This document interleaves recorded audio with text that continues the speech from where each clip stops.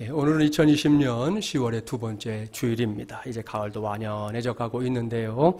코로나19 때문에 하나님께서 허락하신 이 가을만의 아름답고 놀라운 풍광을 놓쳐버리는 일이 없기를 바랍니다. 단 이 말을 멀리 가서 단풍 구경해라 이렇게 이해하시면 좀 곤란합니다.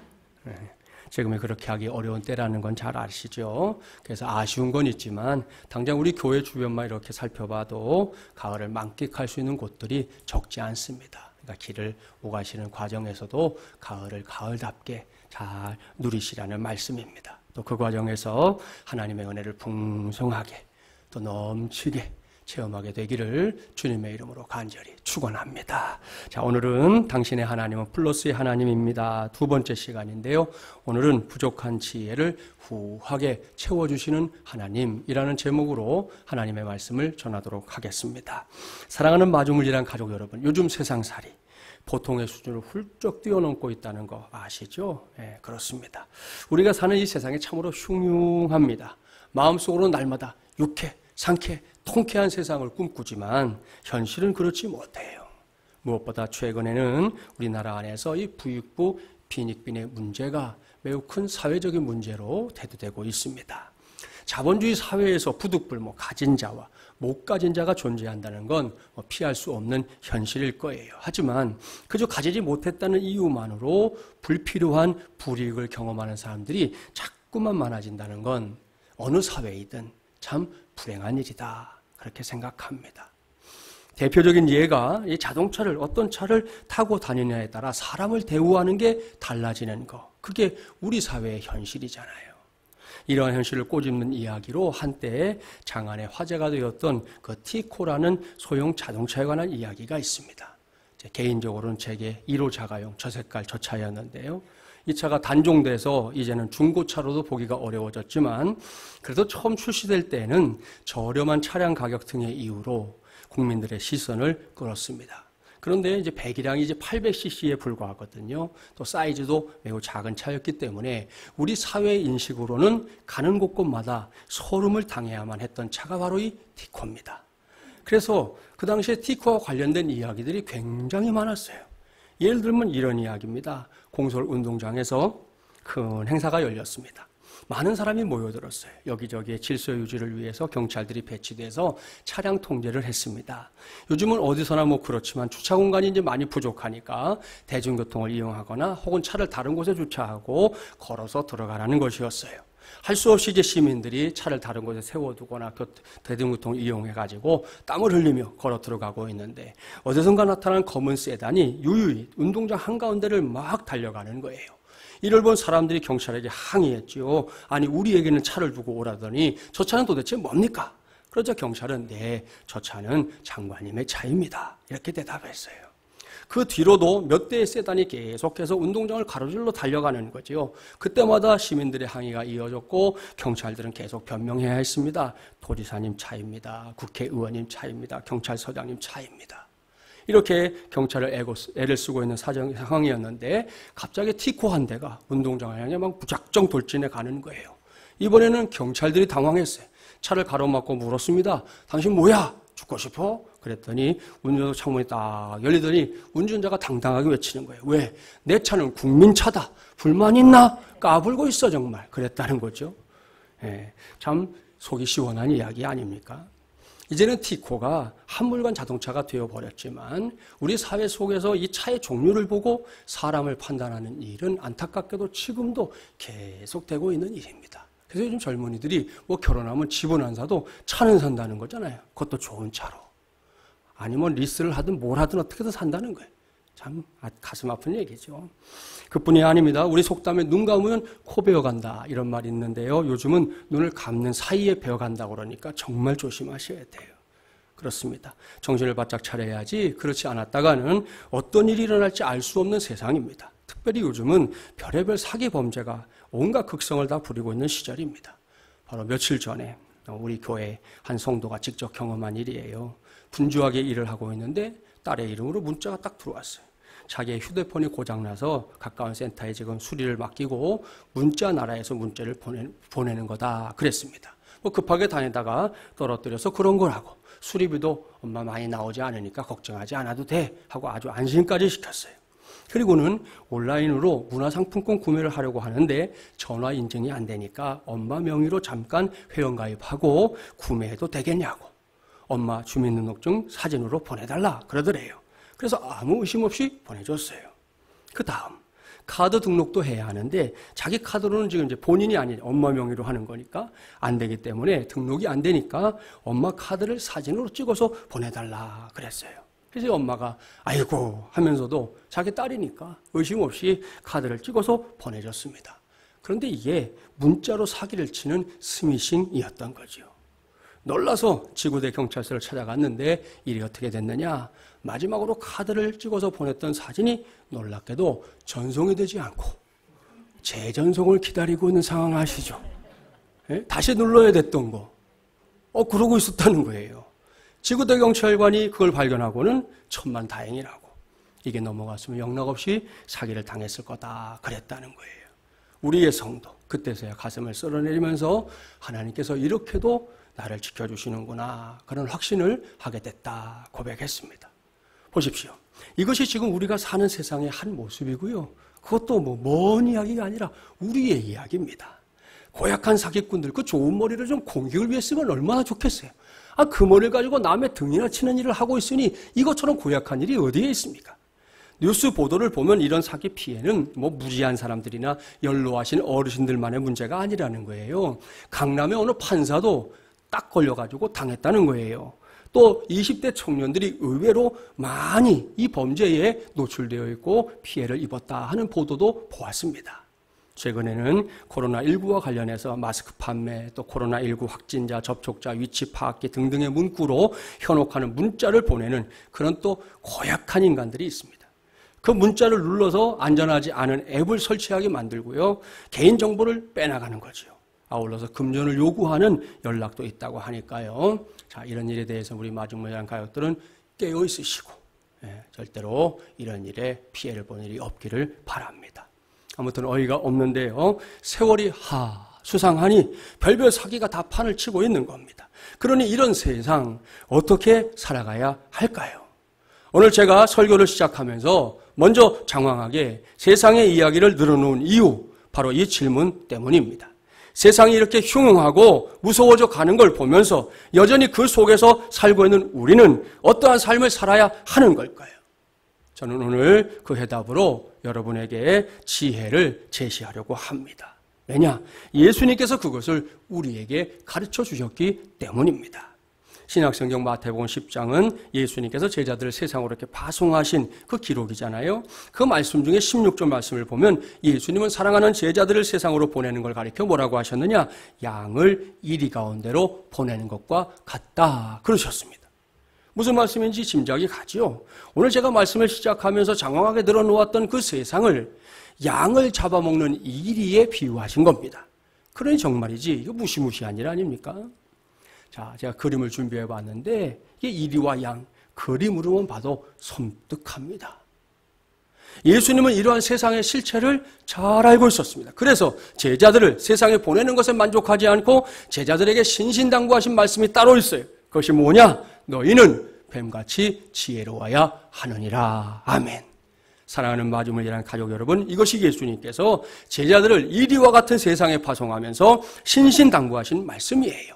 어렵지 않습니다. 지혜로운 사람들이 되어야 한다 이겁니다. 그래야만 세상을 상대로 승리할 수 있다 명백하게 말씀하고 있습니다. 오늘 주신 말씀도 같은 맥락의 말씀인데요. 본문인 야고보서 1장 5절 말씀 우리 함께 봉독해 보겠습니다. 너희 중에 누구든지 지혜가 부족하거든 모든 사람에게 후히 주시고 꾸짖지 아니하시는 하나님께 구하라. 그리하면 주시리라. 아멘. 할렐루야. 여기서 야고보가 그리스도인들에게 제일 먼저 구하라고 강력하게 권하고 있는 게 무엇입니까? 저 바깥 세상에서 떵떵거리는 명예와 권세입니까? 아닙니다. 물질의 축복이나 인생에서의 성공입니까? 아닙니다. 그렇다면 날이 갈수록 무서워져가는 세상에 그냥 순응하고 살아라 그랬습니까? 그건 더더욱 아닙니다. 야고보는 이 말씀을 통해 당시의 성도들에게, 오늘은 우리 모두에게 분명하게 하나님의 뜻을 전합니다. 그것은 부족한 지혜를 구하라. 바로 이것입니다. 앞서 예수님께서 하신 말씀과 똑같은 말씀이잖아요. 그렇다면 이렇게 험한 세상을 살아가면서 제일 먼저 구해야 할 것이 다른 것이 아니라 지혜라면 그 지혜라는 건 도대체 무엇입니까? 먼저 사전적인 정의를 보면 사물의 도리나 선악을 분별하는 마음의 작용, 이렇게 설명했습니다. 한마디로 말하면 세상의 이치를 이렇게 잘 분별하는 것을 의미하는 거지요.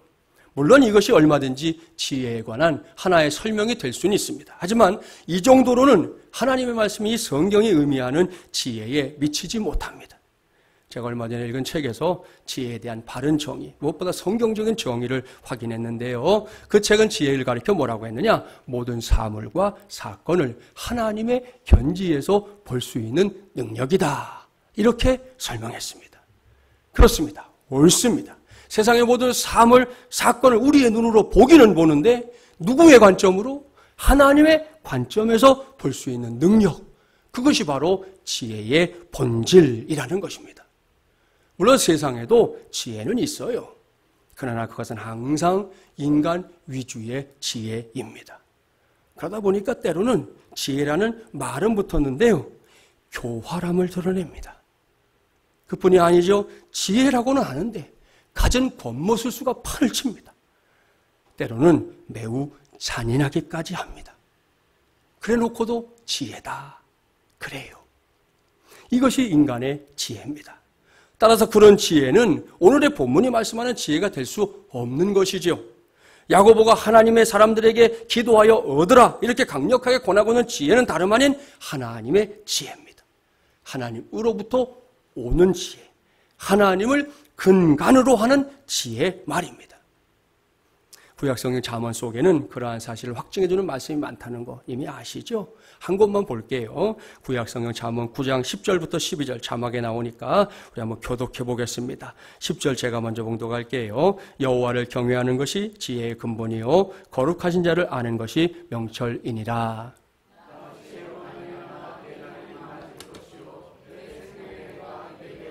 함께 봉독합니다. 내가 만일 지혜로우면 그 지혜가 내게 유익할 것이나 내가 만일 거만하면 너 홀로 해를 당하리라. 아멘. 할렐루야. 사랑하는 마중물리랑 가족 여러분, 오늘 이후의 삶을 살아가면서 이 말씀을 꼭 기억하기 바랍니다. 또 기회가 되는 대로 잠언을 많이 읽으세요. 잠언은 여러분 하루에 한 장씩 읽으면 한 달이면 딱 떨어지는 책이에요. 그러니까 자주 읽으면 좋을 말씀입니다. 오늘 제가 여러분에게 전하는 지혜는 결코 세상으로부터 혹은 사람들로부터 오는 지혜가 아닙니다. 부족한 우리가 오늘 구하고 찾아야 할 지혜는 다른 그 누군가가 아닌 하나님으로부터만 오는 하늘의 지혜인 줄 믿습니다. 신령한 지혜입니다. 위대한 지혜입니다. 따라서 이 지혜는 결코 교활하지 않습니다. 술수로 얼룩진 게 아닙니다. 이 지혜는 항상 덕을 세우는 데 사용되는 지혜입니다. 그리고 자기 자신만을 위해 쓰이는 지혜도 아닙니다. 결국에는 많은 사람들을 유익하게 만드는 지혜입니다.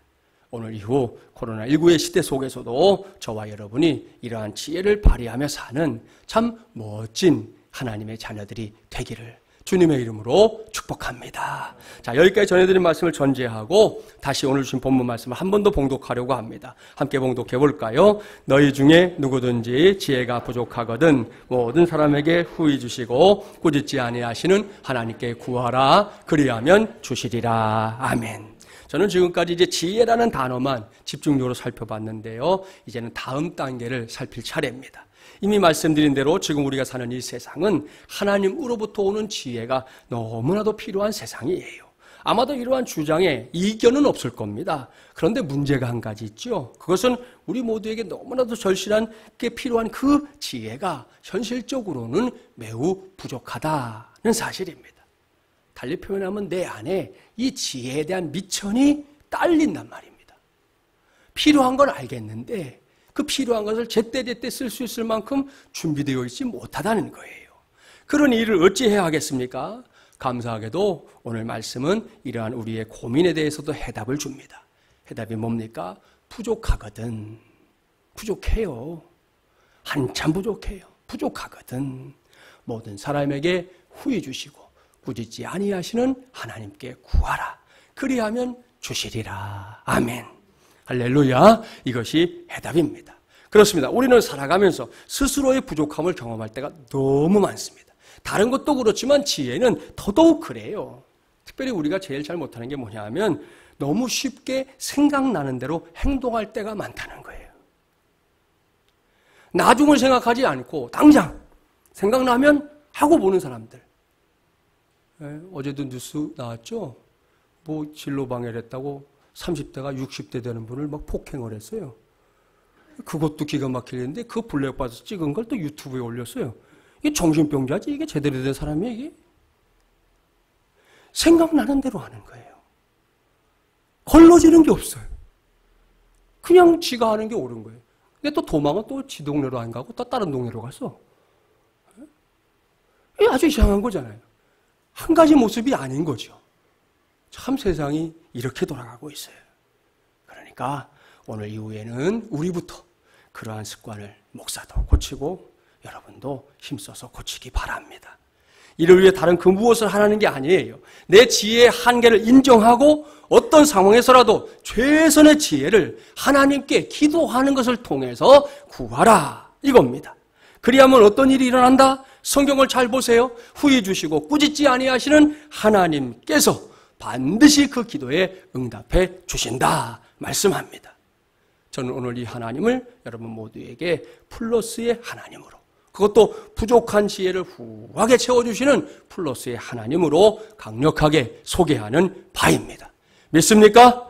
할렐루야. 이 말씀 생각하면서 성경 전체를 꼭 읽어보세요. 곳곳에서 우리가 믿는 하나님께서 이 말씀대로 부족한 지혜를 후하게 채워주시는 플러스의 하나님이라는 사실을 보여줍니다.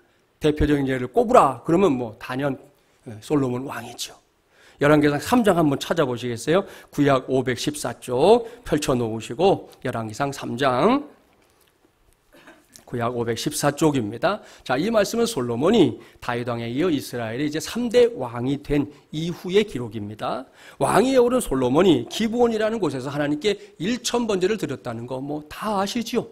어려서 주일학교부터 다닌 분들은 뭐 모를 리가 없는 사실이에요. 솔로몬이 그렇게 하나님 앞에 철저한 예배자로 서자 하나님께서 직접 솔로몬을 찾아오셔서 물으셨습니다. 자, 펼쳐놓으신 열왕기상 3장 5절 말씀 함께 봉독해 볼까요?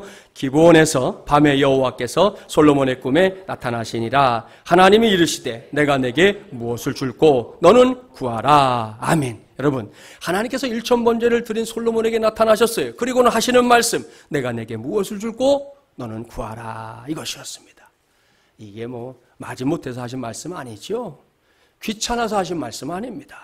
무엇보다 별 생각 없이 인심수도 툭 던지는 한마디 아닙니다. 이 말씀을 하나님께서 솔로몬이 너무 사랑스러워서 그 마음을 있는 그대로 표현하고 있는 것이죠. 마치 우리가 우리의 자녀들이 사랑스러울 때, 뭐 항상 그런 건 아니지만, 그죠? 항상 그런 건 아니지만, 그럴 때 그들에게 하는 말과 매우 비슷합니다.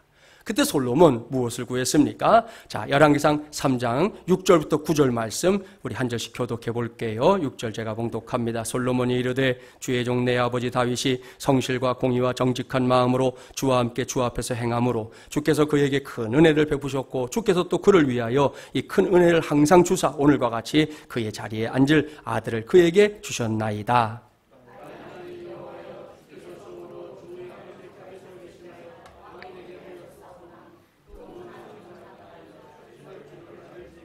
주께서 택하신 백성 가운데 있나이다. 그들은 큰 백성이라 수요가 많아서 셀 수도 없고 기록할 수도 없사오니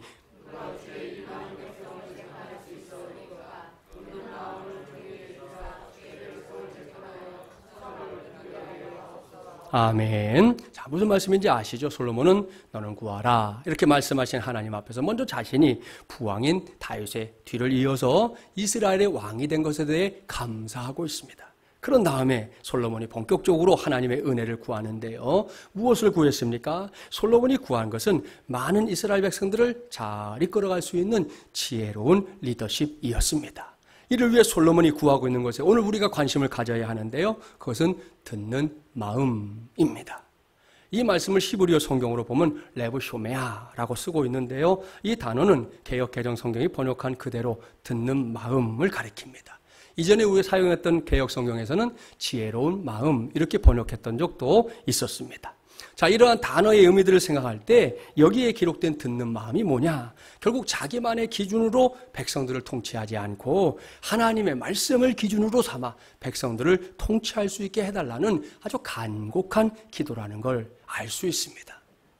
여러분, 이러한 솔로몬의 간구가 얼마나 탁월한 간구였는지 모릅니다. 사실 우리가 사는 세상, 말하기를 좋아하는 사람들이 얼마나 요즘 많은지 몰라요. 예전에는 방송국의 기자들이 이렇게 길 가다가 인터뷰하자고 그러면 막 도망갔어요. 나 몰라요. 난 그런 거 안 해요. 다 도망갔는데 요즘은 좀 안 오나? 이러고 눈을 키고 있는 사람들이 얼마나 많은지 말이죠. 뭐가 그렇게 하고 싶은 말이 많은지, 때로는 이 세상 천지에 말할 수 있는 사람은 꼭 자기 한 사람밖에 없는 것처럼 그렇게 말하길 좋아하는 사람들이 매우 많습니다. 이런 세상 속에서 듣는 마음을 품는다? 이건 분명히 지혜를 얻을 수 있는 길입니다. 왜냐? 저도 설교자이기 때문에 늘 고민해요. 말을 많이 한다는 건 책임이 뒤따르는 일이기 때문입니다. 말하고 끝 그러면 얼마나 좋겠어요. 그러면 못할 말만 없죠. 무슨 말이든 할 수 있잖아요. 근데 그러지 못하는 이유는 말을 했으면 책임을 져야 되니까요. 그러니 참 설교자로서는 제일 고통스러운 부분 중에 하나이기도 합니다. 자, 그렇기 때문에 말하기보다 듣는 것에 힘쓰는 사람이 되는 것, 이것이 바로 지금 우리 시대의 지혜로운 삶의 출발점이다. 그렇게 말씀드릴 수 있습니다. 오늘의 본문이 야고보서 1장 19절 말씀이 기록하고 있어요. 내 사랑하는 형제들아, 너희가 알지니 사람마다 듣기는 속히 하고 말하기는 더디하며 성내기도 더디하라 그랬습니다. 이것이 하나님께서 가르쳐 주시는 지혜로운 삶이에요. 옳습니다. 우리가 살면서 자주 경험하는데요. 누군가가 말하는 것을 잘 들어주는 거, 누군가가 호소하는 것에 귀를 기울여주는 거, 그게 얼마나 중요한 일인지 모릅니다. 옛말에 어른 말씀을 잘 들으면 자다가도 떡이 생긴다, 이런 말도 있지 않습니까? 그런데도 이런저런 이유로 잘 듣지 않아서 혹은 잘 듣지 못해서 낭패를 겪는 일들 종종 있습니다. 아주 오래전에 유행했던 참새 시리즈에도 여기에 해당되는 이야기가 있어요. 정기줄에 참새 7마리가 나란히 앉아있는데 포수가 총을 빵 쐈습니다. 몇 마리나 떨어졌을까요?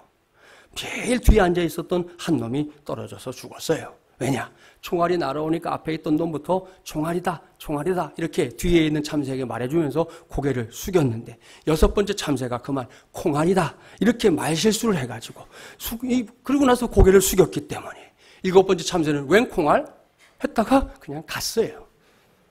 자, 그런데 그 다음, 이게 말도 안 되는 얘기니까 그 죽은 참새를 다시 살려가지고 전기줄에 다시 앉혀놓고 포수가 총을 또 빵 쐈대요. 이번에 몇 마리나 떨어졌을까요? 전과 동. 왜? 똑같은 상황인데도 참새들의 머리를 사람들이 좀 이렇게 좋지 않은 말 할 때 쓰는 말인데, 조두, 세대가리 그러잖아요. 기억을 못한 거예요. 금방 전에 있었던 일을 기억 못해서 똑같이 하고 말았어요. 3번째, 다시 죽은 참새를 살려서 전기줄에 앉힌 다음에 이번에는 가르쳐줬어요. 목숨이 걸린 일이니까 절대로 잊어버리지 말아라 이야기까지 해줬어요. 특별히 6번째 참새놈이 문제잖아요. 요놈은 발음 공부까지 시켰어요. 콩알이다가 아니고 총알이다, 총알이다 가르쳐줬어요.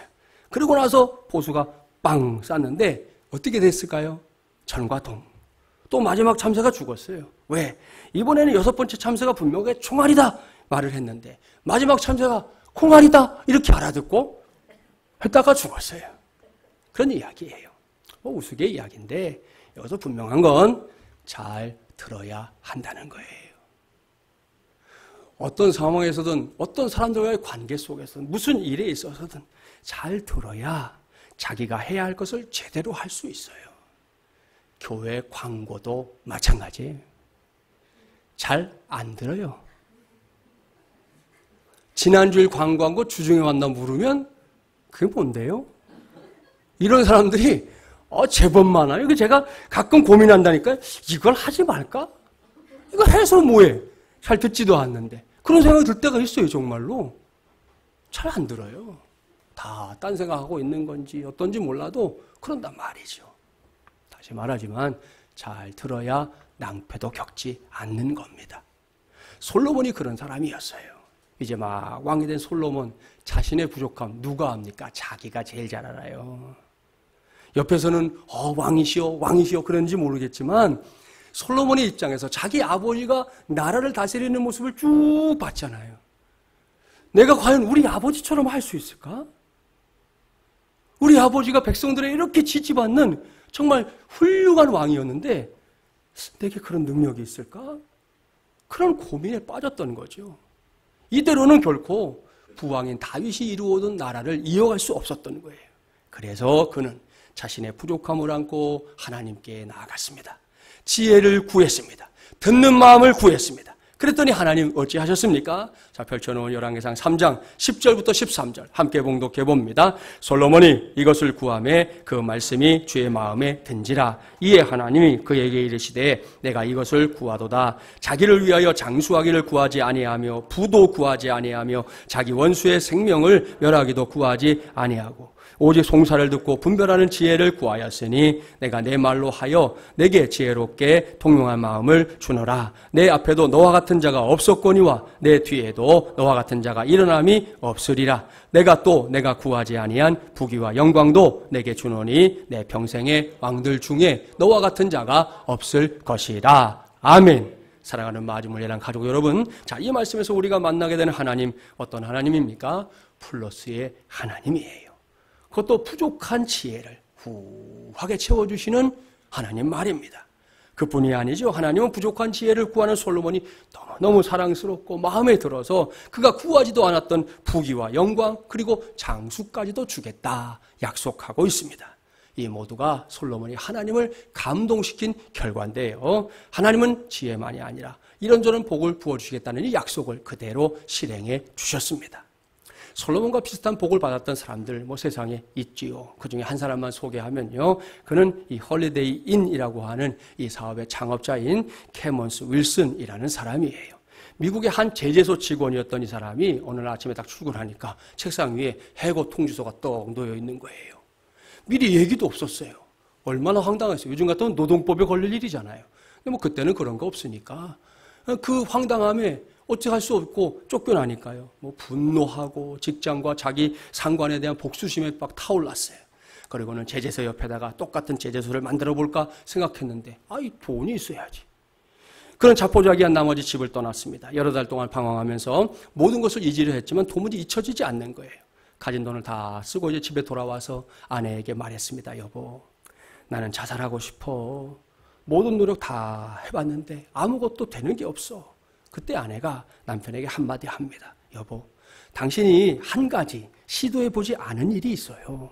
당신은 당신이 처한 이 상황과 문제에 대해서 진지하게 기도해 본 적이 없잖아요.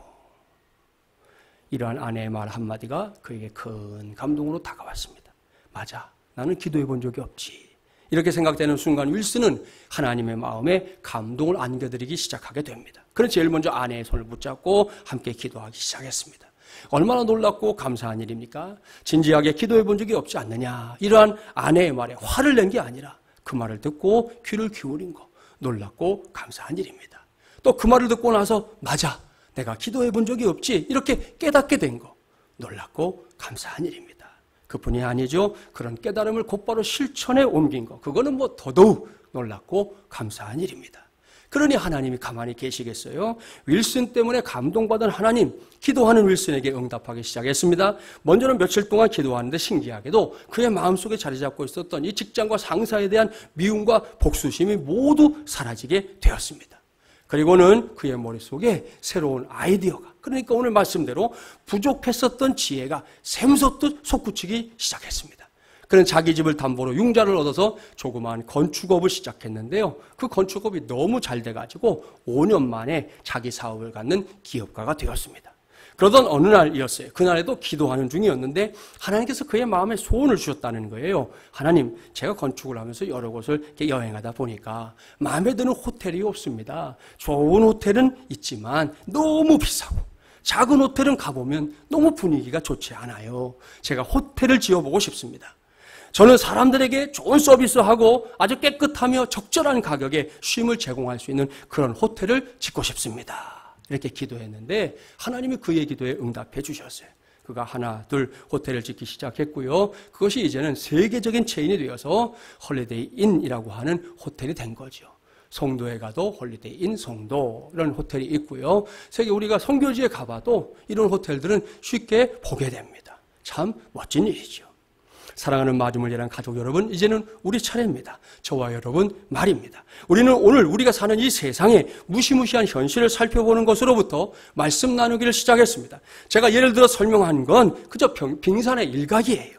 우리가 상상조차 할 수도 없는 일들이 비일비재하게 일어나는 곳, 그게 우리가 사는 세상입니다. 따라서 아무런 생각도 없이 멍하니 세상을 바라보다가는 곤욕을 치르거나 낭패를 겪는 일, 심지어 망연자실할 수밖에 없는 일들 얼마든지 만날 수 있습니다. 그러니 이것을 어떻게 해야 한다고요? 저는 오늘 이처럼 버거운 세상살이의 해결책으로 플러스의 하나님을 여러분에게 소개했습니다. 그것도 부족한 지혜를 후하게 채워주시는 플러스의 하나님 말입니다. 여러분, 더는 가만히 있지 말아야 합니다. 더는 내 힘만 의지하지 말아야 합니다. 더는 세파에 휩쓸리지 말아야 합니다. 무엇보다 더는 세상이 말하는 지혜만으로 승부를 걸려고 하지 말아야 합니다. 단언합니다. 저와 여러분에게는 하나님이 있습니다. 그것도 부족한 지혜를 후하게 채워주시는 플러스의 하나님 말입니다.